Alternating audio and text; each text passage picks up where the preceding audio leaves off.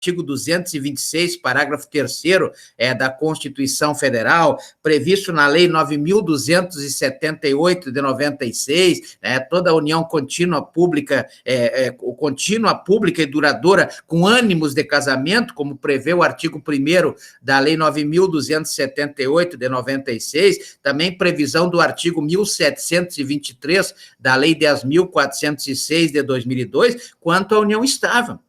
Então, a união estável passou a ser reconhecida, ou mais reconhecida do que já era. Também temos aí o reconhecimento da família monoparental, aquela prevista lá no artigo 226, parágrafo 4º, né, da Constituição Federal, uma mulher e vários filhos, um homem e vários filhos, constitui a chamada família monoparental. Então, esse recurso 898-060 principalmente, ele se pronunciou quanto à vedação, à discriminação e também a hierarquização, ou seja, o estabelecimento de uma hierarquia, né, entre as espécies de filiação, como se vê aí no artigo 227, parágrafo 6º da Constituição Federal e o artigo 1596 da Lei 10.406 de 2002. Além disso, esse recurso extraordinário, importantíssimo no sentido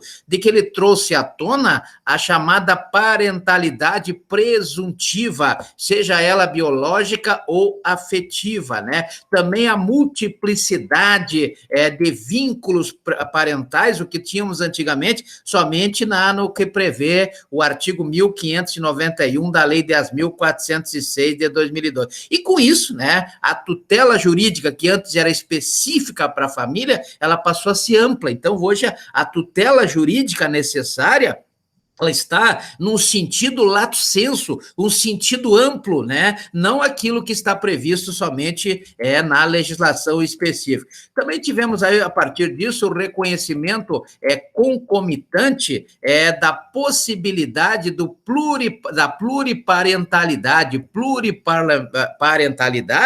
que normalmente as pessoas associam aí com o chamado trissal, né? O trissal, como prevê, na verdade, o artigo 226 da Constituição Federal, levando em conta o aspecto juspositivista, aquele direito positivo, a positivação, ainda não temos essa permissão aí para essa pluriparentalidade entre casais. O chamado trissal, por exemplo, existe uma preocupação quanto à questão patrimonial, né? Então, nós tivemos aí, por exemplo, algumas relações entre pessoas do mesmo sexo, não existe uma lei ainda que determine, né? Existe também o provimento 175 do CNJ,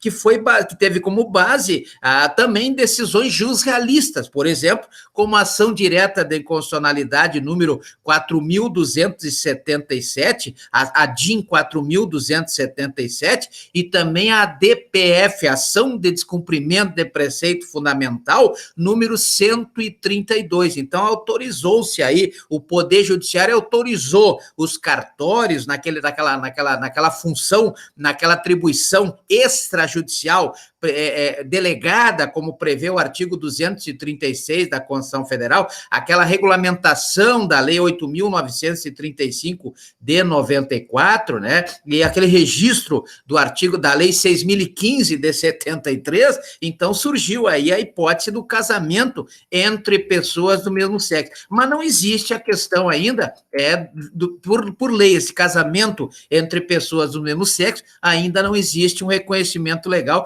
e sim o reconhecimento jusrealista, né? Como se viu aí na DIN 4277 e também na DPF 132. E temos a questão patrimonial nesses novos formatos familiares, nesses novos formatos de família, como se viu aí, como se vê, por exemplo, no artigo 1790 da Lei 10.406 de 2002, onde tivemos decisões importantes também do direito realista. Por exemplo, nas relações homoafetivas, tanto quanto aos alimentos, quanto o patrimônio, no caso da extinção dessa relação, desse distrato nos termos do artigo 472 da Lei 10.406 de 2002, o STF entendeu que tanto os cônjuges quanto os companheiros têm os mesmos direitos, né? Quando forem pessoas do mesmo sexo, aí vale o julgamento do recurso extraordinário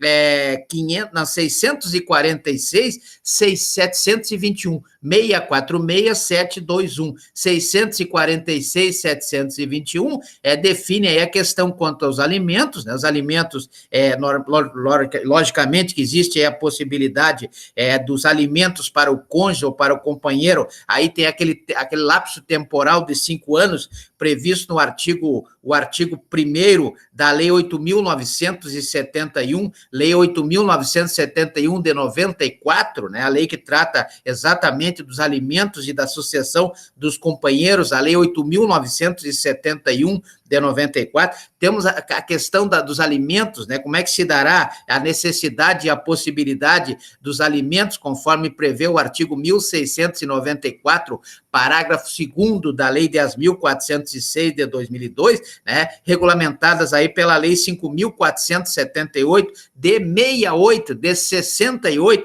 5.478 de 68, hoje regulamenta aí o artigo 1.694, da Lei 10.406 de 2002, cujo procedimento processual está lá no artigo 528 da Lei 13.105 de 2015. Então, vejam que, na relação entre pessoas do mesmo sexo, existe essa preocupação, né? E então, com base no que prescreve o artigo 1790 da Lei 10.406 de 2002, o STF entendeu que os direitos dos cônjuges e dos companheiros são iguais, né? Está lá no recurso extraordinário 646, 721. E quando forem de pessoas de sexo diferente, homem e mulher, aí tem lá no recurso extraordinário 878, 694, 878, 694. Logicamente, com base no que prescreve, no caso da sucessão, do artigo 1829,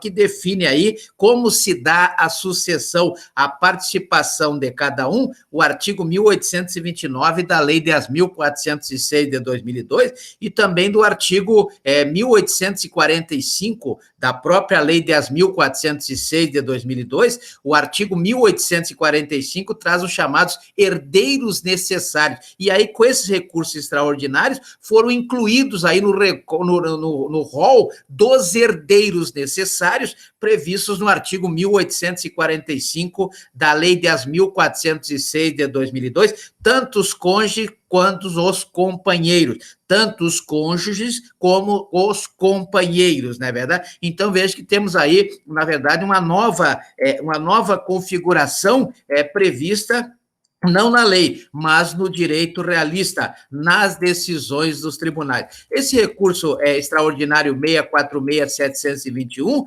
ele trouxe aí que é inconstitucional essa distinção, né, entre regimes sucessórios, entre cônjuges e companheiros, negativo, como previa aí antes o artigo 1790 da Lei 10.406 de 2002. Na verdade, deve ser aplicada aí essa questão desta igualdade, né, tanto nas hipóteses de casamento, do casamento do artigo 1511 da Lei 10.406 de 2002, quanto da união estável, lá do artigo 1723 também da Lei 10.406 de 2002, mas não falou nada em concubinato, né? O concubinato é outro sistema lá do artigo 1727 da Lei 10.406 de 2002. Também temos aí, logicamente, essa questão quanto à sucessão do dois artigos, o artigo 1829 e também do artigo 1845, da própria Lei 10.406 de 2002, os chamados herdeiros necessários. Isso no caso das pessoas do mesmo sexo. No caso de pessoas de sexo diferente,